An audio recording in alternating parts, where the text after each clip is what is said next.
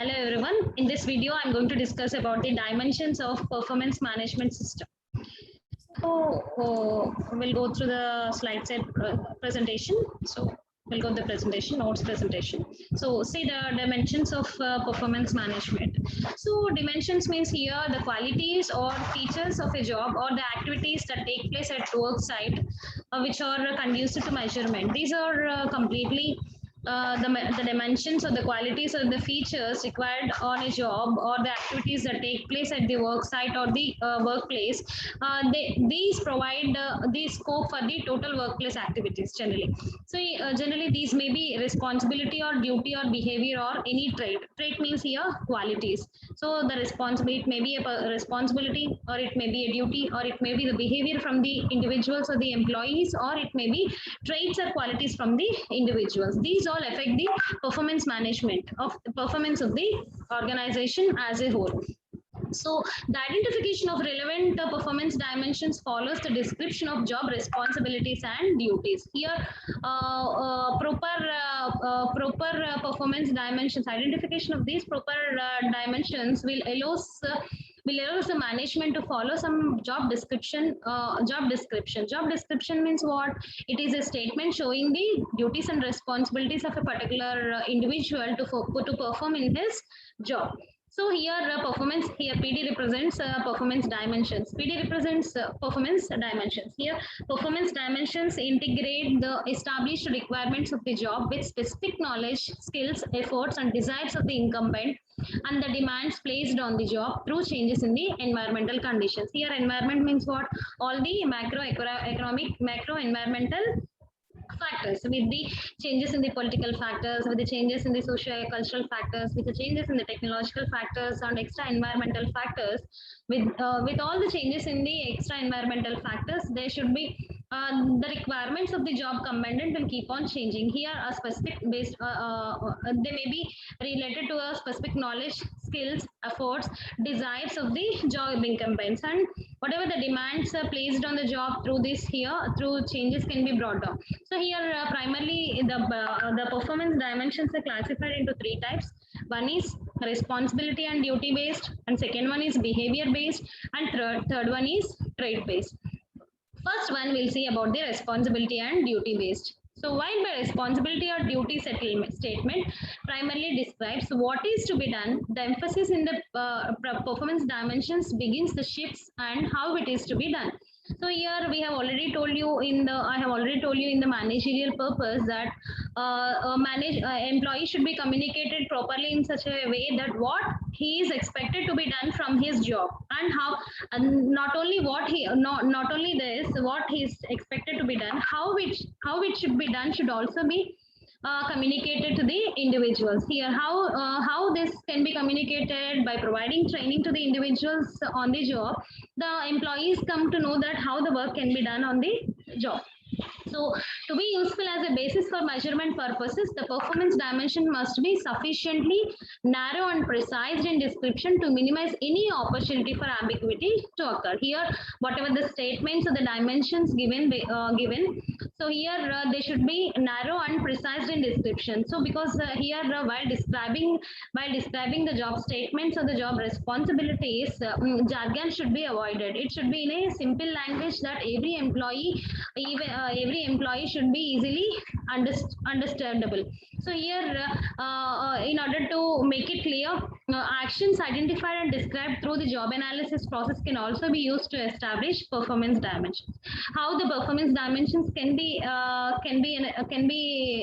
set here through the job analysis process. What we are doing in the job analysis process, job analysis generally is of two types. One is job description and the job specification. In job description, what we are doing, it is a statement showing the job responsibilities and the duties needed to be done by the individuals in his own job. What is the job specification? It shows the qualities and the qualifications needed by an individual, either his personal qualities, professional qualities, all the educational qualities and qualifications, experience, all these comes under job specifications. These will serve the purpose in setting the performance dimensions. So second one is behavior based behavior. Behavior is also very much important at workplace, because behavior based performance dimensions are generally defined as it is a set of relative behaviors or distinctive features necessary for performance. When measuring performance through the use of behavior based performance dimensions, then there should be sufficient dimensions to cover it completely, all essential behaviors of the job independent of each other. Generally, proper behavior should be there at workplace, because the person should not come to the workplace taking alcohols or any other things or which affect the workplace culture, isn't it? So here, some standards should be maintained by the individuals in order to protect the workplace culture. So it is derived directly from the analysis of the job content, hence it is called as job behavior. Here the behavior, based on the behavior also performance will be analyzed. We have seen in our second semester that in performance management system methods we have gone through about bars, behaviorally anchored rating scale method. In this it shows a statement showing the behaviors of the individuals. Here how individuals should behave at workplace, what they should not behave at workplace. So behavior plays a major role here. John C.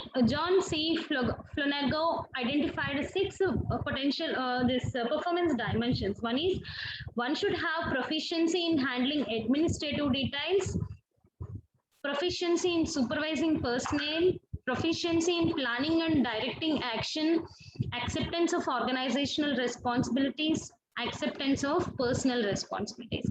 These are the five different factors being identified by Flanagan for this behavior-based performance management system. Here, one should have proper administrative details, handling administrative details. So, second one is supervising his personnel, supervising his manpower. Personnel here is manpower. Planning and directing the actions needed for establishing good workplace culture and for better performance of the organization and individuals as well. Acceptance of the organizational responsibilities and the personal responsibilities. So here he has identified in the year 1949 an approach called critical incident technique. Here critical incident technique, it generally provides the appraisal information based on the actual job performance of the individuals. Here in this critical incident method, a systematic observation of the actual job performance and behavior of the individuals is needed. Here, generally, these observations will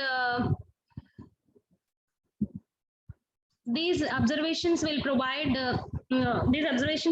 information that helps to identify and define these critical job requirements of the organization. Here, whatever the individuals they are observing and reporting these critical incidents, they are normally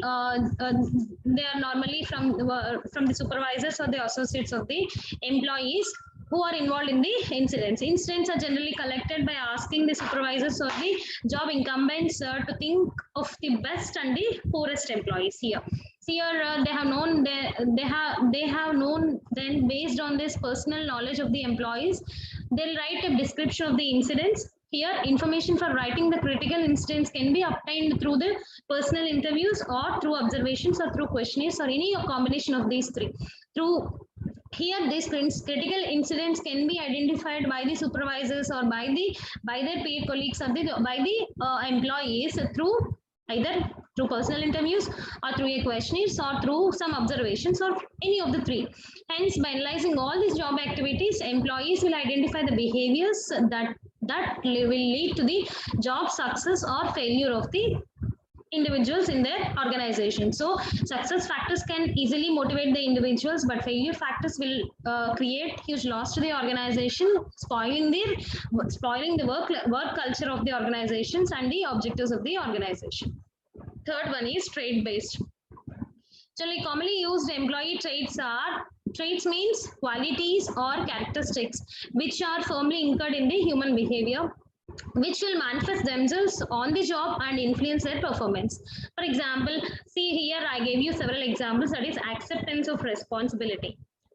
Whenever they have this characteristics or this trait, they'll have initiative nature, they'll take it everything in a positive way. Acceptance of responsibility. Next, adaptability. appearance, application to duty, attendance, attitude, cooperation, dependability, effort, honesty, initiative, intelligence, leadership, punctuality. See the spelling, it's wrong. Punctuality, loyalty, sincerity, etc. All these are the various qualities that are to be inculcated or that are being identified from the individuals who are having who can give better performance in the organization. So based on this, this is one of the dimension, that is these are some of the qualities or the characteristics which are required for the individuals to give better performance in the organization.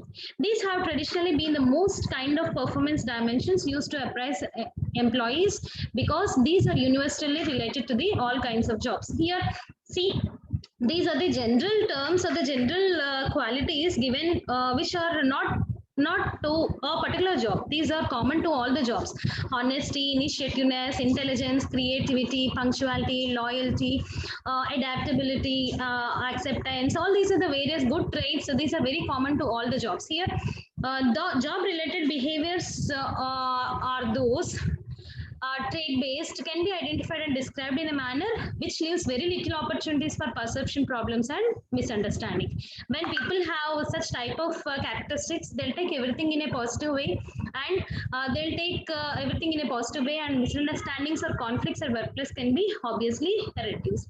These are the three different dimensions which can be identified by the which can be identified in this performance management system. I hope you're clear with the topic. Go through the material. If you have any doubts, please ping me personally. Thank you.